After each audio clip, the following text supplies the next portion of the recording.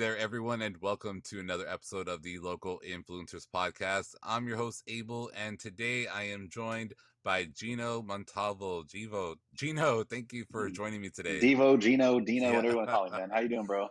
doing good. Thanks for Uh, having me. yeah, for sure. Thanks for being on, man. I appreciate you for being here and spending time with me today. I know we all live busy lives now, so spending any kind of time setting it aside, I appreciate it. So Gino, for those of you who may not know, Gino is a real estate. He's an investor. I think you dabble a little bit in crypto. You do hmm all sorts of, I would say, entrepreneur across the board. Um, so let's kind of dive into your real estate and kind of your marketing and stuff. So they kind of all go hand in hand, really. Oh, for sure. Entrepreneurship and everything kind of tie all together. So what attracted you to real estate? Like, how did you get involved into that business? Because I actually one time was actually taking real estate courses because I thought maybe that's something I want to do.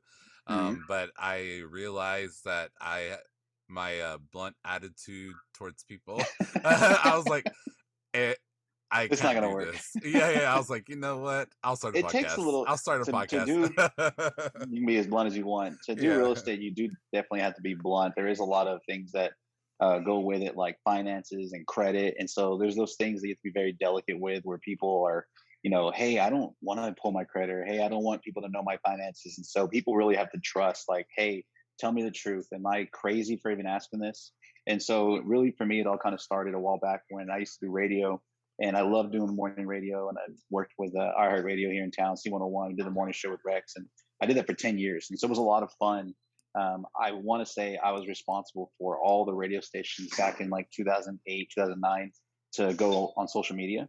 I remember at the time it was like, hey, we got to get on social media. And everyone, the production manager, who was a girl named Paula Kay, she's like, no, guys, like, why y'all keep talking about Facebook? Da, da, da. Why y'all keep talking about that? We're like, because everybody's on it. We have to talk about it. And this makes me sound really old even telling this story, but I was like, we have to be on it. Everyone's on it. Businesses are trying to get on it. This is kind of like right when pages started on Facebook, when you can start a business page. It's called Page, and you create something. So I started that for all the different stations, and I just started growing that page at the same time. I converted one of my personal pages into a business page. So I maxed out like on Friends. So I was like, cool, now I got a business page. I'm going to max that one out too. So here I am giving away concert tickets and all these different prizes. And when the time came, we had a little girl, and bills started packed. I was like, dude, I don't know how we're going to pay these bills, and I need to make more money, and there's only so much radio I can do. Well, my cousin, who's Chris Montalvo, he's the broker for our company called Montalvo Associates. He kept telling me, get your license, get your license. It's a lot of fun. It would be great. Just get your license. Just get your license. I'll tell you what to do afterwards. I'm like, what do you mean just take my test and just do it? Like, no, man, I got bills, bro. I don't got $150 to go buy the course or per course. So to sum it all up, took the courses, finally did it, flipped the switch on Facebook. So instead of like, hey, here's Papa Roach, who wants these tickets? It was like, hey, who needs to buy a house? Who has questions? I've been through it once, so I can help you. And then just kept going and going and going, where people kept asking questions, and I kept growing it and growing it. And over time, business just kind of took off from me transitioning from radio to 1,000% real estate and helping as many people as possible. Yeah, and I appreciate you. Whenever I added you on Facebook, I had to like message you. I'm like, hey, it says that you're maxed out on friends. Well, that's on my And, personal page, but I got yeah, the other page too, where I have a lot of fun. and so I appreciate your posts because you're, like you said, the bluntness. You're very blunt on some of your posts. You're like, this is what it takes. Like, guys, like this, like you give advice, but it is very like it's real. It's like you're not Well, beating it's all around the stuff that people bush. wonder but are afraid to ask. And Yeah. there's no classes, there's no like place really you can go in school. There's no one really around you that's talking about it all the time, unless they are in real estate. Most people only buy a home every 3 to 7 years. So most of the time, everybody's pretty clueless. They're like, I don't know what to do. I have no idea. What is even a credit score? Why do I have a credit score? It doesn't make any sense. I don't get it. And it's because people don't do it every single day. So I put out information that I would love, I would have loved to have had when I was going through the process. It's like, hey, these are the things I wish someone would have just said. Like, don't do that. Don't get that Kohl's credit card for the 10% off. It's not worth it. Like all that kind of stuff. Yeah, for sure. Like I bought my house at 21 years old, That's and awesome. so yeah, and so I am here over 10 years later. I won't age myself, but here 10 years You later, just and did. no, over 10 years, but I'm not going to say Oh, exactly okay. how old. I won't say exactly how old. No, I'm 33 now, about to be 34, and so I've owned my But house see, since I that's was that's really 21. young though. For someone to Yeah. buy a house at 21, our average person I would say is over 25 for sure. The youngest I've ever had was 18. And so for you at 21 to buy your own house, that's not the norm, which is awesome. Hmm. I actually asked that question this morning on my Facebook. I always do live videos and ask questions or answer questions. And the video was, when did you move out of your parents? And so it was amazing to see all the different answers where people are like 15, 16, 19, like almost all of them were teenagers. And I felt old and like a mama's boy because I was like 25/26 when I moved out. Mostly because my dad's like, stay home. I didn't know where to go. I was like, because all my cousins and my friends around me are like, no, we got our own place. We're living in this badass apartment. I'm like, okay, I'm at home. I didn't know what to do. But it was surprising to see all the answers were 16, 17, 18, 19. I think that was the norm. And so, yeah, but that's just moving out. That's not buying your own house. So buying your Right. house at 21 is a really good accomplishment. Yeah, and I think a lot of it has to do with like the trust that you have with your real estate agent, Your real estate agent, also the person that's your loan officer, like you have to build a Yeah. relationship with them. And it was a lot of trial and error, let me tell you, because I am very like this is the way I like it and this is what I want and I don't like and I've always been that way. Like it's like it has to be my way or the highway. And so I went through quite a few agents until I found the perfect one who like I told her like at that time I was the store manager for a rent to own business and I was like I don't have time to be on the phone with you all day. Like I'm telling you what Mhm. I want. I need you to go out Here's my look for stuff. it. I can only look for houses on this day, on this between these times, book as many as possible that Mhm. don't like you got to deal with it. That's what we're you're gonna get paid for when we sign the house or For whatever. sure. And so like and thankfully I found her. She was perfect. We got a house and all that. So it's like I think it's building relationships. It's a part of his real estate and Well, yeah, um because like you said, you're spending a lot of money. You have to have that trust because most people, the most money they'll ever spend in probably their lifetime besides a house is like a car, yeah. if that. And then sometimes you're not even putting any money down. So it's really no money exchanged. It's just monthly that you're paying a lot. And then maybe like a wedding or maybe a boat.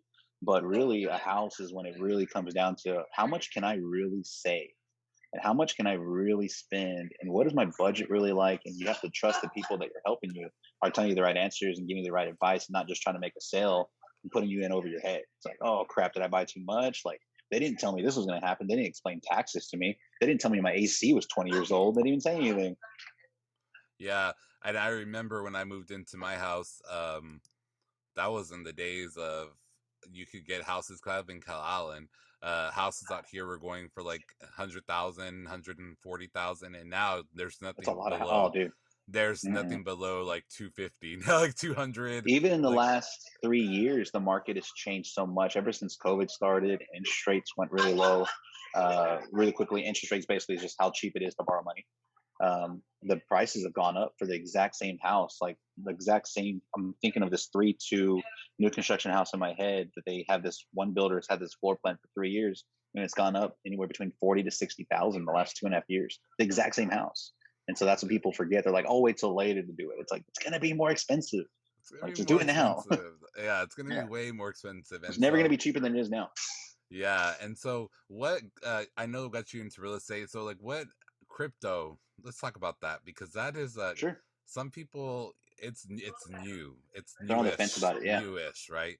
And what interested you in that and what how did you get involved in starting to kind of dabble in crypto? Sure. So I'll start that answer with this. So a big part of my job is teaching people about investments, letting them understand that when you purchase a home, yes, it's a home. It's where you're going to sleep and eat and have parties and barbecue, but it's also in the end of it, when it comes time to sell, it's an investment. Like you, for example, you've been in your house 10+ years. You said when the time comes to sell, sweet, I'm going to make some profits. This is maybe the most profits I've ever seen. What do I do with this money? And so for most people, whenever they make money like that, they move it on over to another house, or maybe they buy an investment property. Maybe they put a little money in a savings account or an investment account or stocks. And so for me with crypto and from what I've done the last couple of years, just learning as much as I can is realizing, one, I part of my business is understanding money and understanding how it's transferred, understanding how it works when I go and I get a cashier's check from one bank and then I tell this lender, hey, these people are buying this house, the closing office. We need to wire everything over. Why is it taking so long for all this money to move over? How does it work in between the different places? And when you look at it like that, and you look at all the different cryptos that are out there, a lot of people, if they think of crypto, they probably think of like the three biggest ones most people think of, which is Bitcoin. They don't get it. Ethereum, I don't know. It has something to do with monkeys, right? I think it has something to do with monkeys. And then most people are like Dogecoin because of Elon Mm. Musk. So, and if they've used any of those or they bought any of those on their apps, or at the very least heard about Dogecoin, they're like, that's a scam. That's a scam. There's no way I can get involved. But there's so many other projects that are out there. There's so many other different things that are happening that people aren't looking at because those get the spotlight. That if you look into it, you're like, wow, this is literally the future of money. The same way a debit card at one point was a future of money, and everyone's like, that doesn't make any sense. People can use a card and you just put it in the machine, you get money. The same way a check used to be really weird for some people. The same way, for people growing up, it's like, yeah, dad, you just, you get your ATM card and you put it in and you use your credit card and they go, like they swipe it for you. They're like, what? Like, no, I need cash. I need cash. Even over the last couple of years, cash is just one of those things people don't see anymore.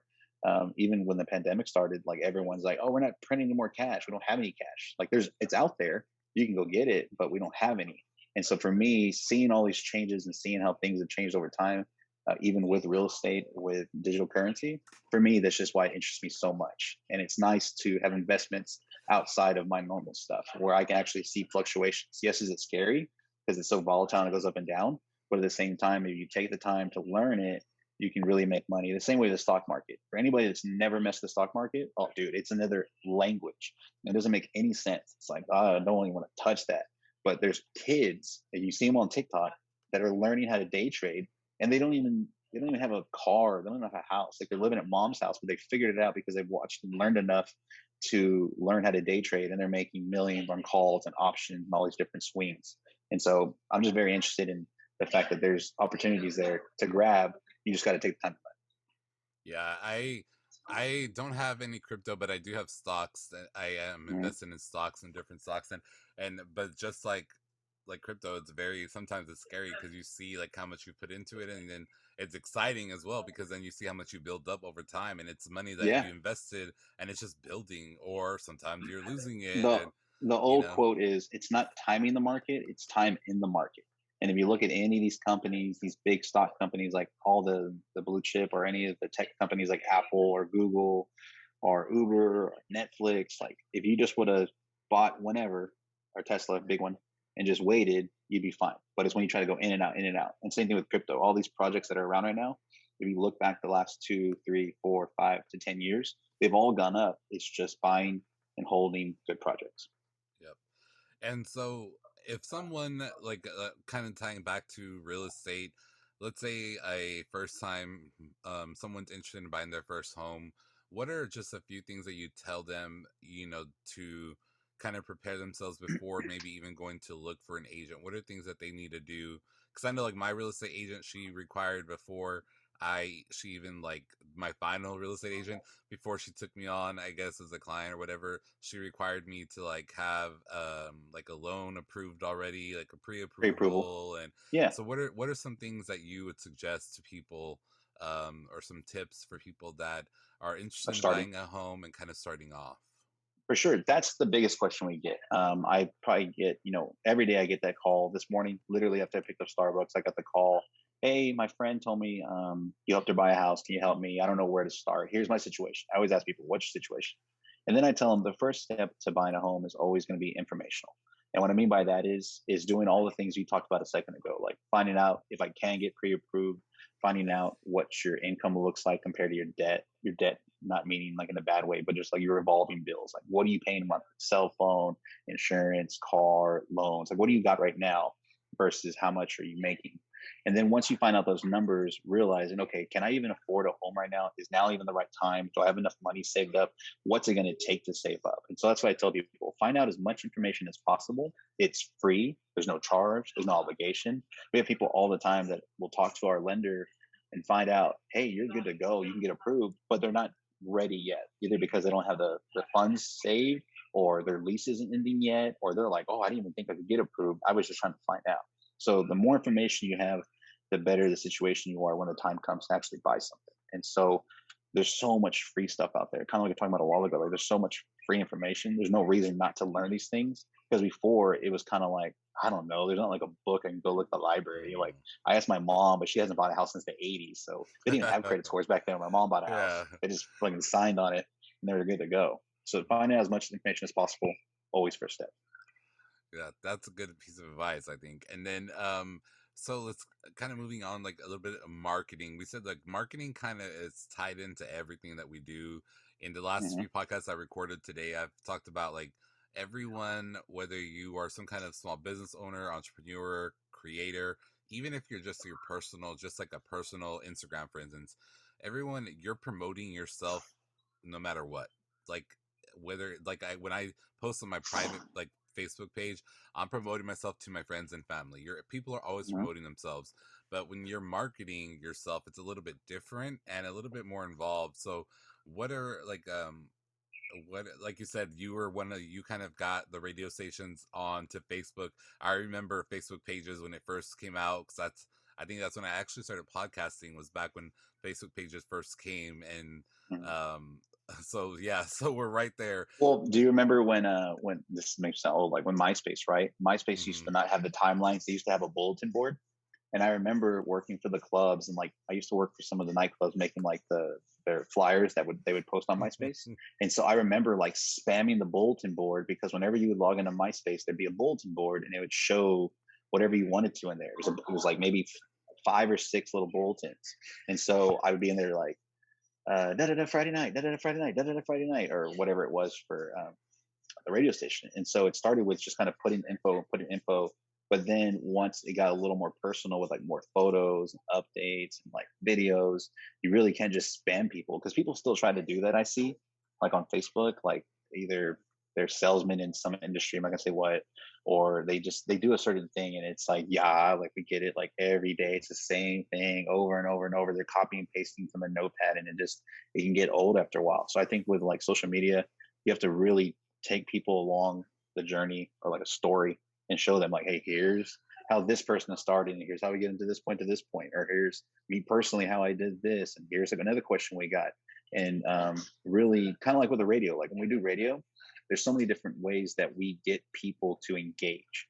uh Literally, like, hey, what color phone do you like, black or pink? It's like, I don't know, black. And people would call up like, oh yeah, we just heard that people like Coke more than Pepsi. And then they call up like, no way, man, Pepsi sucks. Like, you just, Hmm. it's just simple things. And so like this morning, like I said, I asked the question, when did you move out of your parents' house? And it's like 200 comments. Like people just love to tell their part of it. Like, I moved out when I was this age and here's my story. And so for me, that's really what I try mentally, and I'm trying to get better at it when I post stuff. Like, am I posting this for me, or am I posting this for other realtors, or am I posting this for clients or potential clients? Like, who am I trying to engage with these posts? And usually, I'm trying to engage new clients. Yeah, and that's I think that's the thing about marketing, and it's funny that you say like there's some people that sell certain things that are it's very just like I'm like, oh, it's close to being a pyramid scheme, like Yeah, like you're like guys, like I think we all know like certain companies that we're or brands that we're it's not. thinking It's not. about, It's and just the, like it's that's just like because there's people in those companies that do really well, and they're naturally good salesmen, and they go a whole other way about it, where you would even know, like, oh, that person's trying to sell the same thing as this person, like completely different. And yeah. so it just has to do with like how personable people are, or how they are with sales. Some people aren't. Some people are like, I don't know what to do, so let me just tag 100 people on this post. It's like, no, that's not the way to do it. Yeah, Untag. tag 100 random people. Like that's the Yeah, most, and that is the most annoying thing. I will quickly unfriend someone if I get tagged in random, irrelevant posts. Like I'm like like, I love barbecue as much as anybody, but yeah, I don't need to see it tagged to 98 yeah, other people every other yeah, day. for real. Like honestly, but yeah, I appreciate like just like you dropped a lot of knowledge in a short amount of time. I think that's been I think the crypto thing was big. Like I said, I think because I am invested in stocks, but crypto is just one of those things that's kind of, I think anytime something is new, people are kind of like wary about it. Like I Scared. liked your Yeah. reference to like the whole debit card and credit card thing. You know, it was like we have to you kind of evolve with the times, like from Hmm. MySpace bulletin Well, to think of like Cash App. Think of like Cash App. How even a couple of years ago, if you told someone Cash App me, they're like, "What?" But then think about how convenient that really is. Like right now, if me and you were together like at the mall and you needed $100, like there's only so many ways I could do it. I would either have to one, give you the physical cash. If I don't Hmm. have the physical cash, I gotta go to ATM. If I don't have a debit card, then I can't go to the ATM. So there's only so many ways to actually give you. There's only so many ways in between people to give away money or give money to each other. And so the fact that like there's an app called Cash App where I can instantly send people money no matter where they are is I think a really huge thing. So like everyone loves the how it happens and how it works, but no one really bothers to think how does it work? And that's what crypto is. Like how is that working where I'm able just to send money to somebody with a QR code? Like I don't get it. They don't want to get it. They don't give it. They don't really care as long as it happens. But if you really look into it, how it's happening, that's the smart part. Yeah, and it's just I guess we have to people are uncomfortable with change sometimes, and you have to get comfortable with change to move forward, or else we used to be back in MySpace bulletin days and not Hmm. not with like TikTok and Instagram and Facebook Yep. algorithms, few years, I don't think MySpace had a very good algorithm. Wasn't really a thing of MySpace. You just It kind was of just, saw. yeah, it was just real. Like, hey, I'm putting this out there, and that's it. No one was trying to sell anything to you or sell your information. Not until Yeah. Zuckerberg got involved. Yeah. Selling all your information for sure. Hmm. So, Yeah, and Tom just made his money and got out. yeah, we miss Like, Tom peace, y'all. sometimes. Tom was smart. Mhm. Have you ever uh, seen that guy's Instagram page? no, I have not. Dude, okay, so after he sold his company for whatever millions of dollars, he went and just started traveling the world. So you got to go check out his Instagram page because on the Instagram page, he's a very, very talented photographer. And so if you look at these photos, it looks like a photo you would get whenever you got a brand new computer and they had like the desktop wallpapers where it has like some random place across the world. You're like, I don't know where that's at. That's an awesome picture. Like he Yeah, takes those pictures and he goes and he travels the world and he takes incredible photography. So he's one of those guys that did it right. He made the money, left, and just traveled the world with his money and took awesome pictures to post on Instagram. That's all he that's does. awesome. And he was, and then Tom, and then like you think about like now he's posting on Instagram, Instagram. yeah. It's like Like whatever. He already made his yeah, money, dude. He didn't give a shit. he was like the OG. You know what I mean? It's like the Hmm. OG of, and so yeah. I thank you for like dropping all that knowledge. And I appreciate your time. Um, it was very insightful. I think it would be helpful to a lot of people listening. And yeah, I think that I've said it. I've said it literally a million times just today alone. Like anytime something scares you, just that means you're heading in the right direction. Continue Hmm. to go on that path and follow your gut. And Yep. so, and don't for people out there, don't be afraid to ask questions. Like, sometimes okay, I don't like the saying there is no such thing as a dumb question because there is. All right, that's just my opinion. There is things that dumb questions, but it's not. There is nothing wrong with asking a question. You know what I mean? Hmm. Like and you guys And can't for always on this, you guys can always rely on Google. sure, I agree with that. But on that same note, and I talked about that a lot, where if there's something you want to do and someone around you did it, more than likely, if you ask them like, "Hey, how did you do that?" Yeah. They're going to tell you. Like, no one's going to withhold information. That's it'd be really rare if they did. But if you ask somebody, "How did you fix your credit? How did you lose 100 pounds? How did you make that recipe?" Like anybody that has done anything that they're proud of, more likely will tell you like, "Oh, here's exactly how I did it." Yeah, you can go to Google and you can see, videos and recipes and all these YouTube videos. But if you just ask somebody, they'll just tell you like, "Yeah, here's exactly what I did." You're like, "Cool, we'll talk to you off."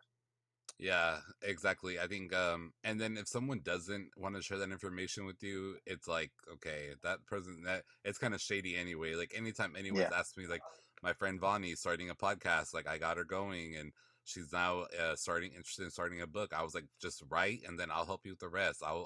yeah, I'll get you. I own my own publishing thing, so I'll get you just put in the published. work. Like yeah, so like anybody that has done it, like you said, if you ask someone, they should be willing to share Help that you. Yeah, knowledge. Yeah, because if not, again, then you might have questioned that person, like that person's morals anyway. So yeah. Like maybe yeah, they didn't do it the right way I want to do it. yeah.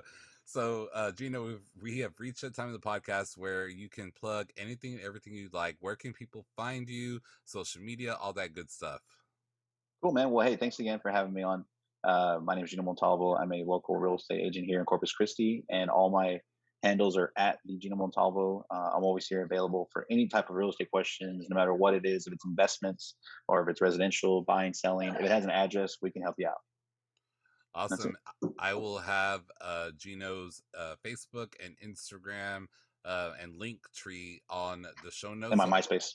Yeah. I have MySpace, and I'll have that posted in the show notes. So all you have to do is click on it, and it'll take you directly to those pages.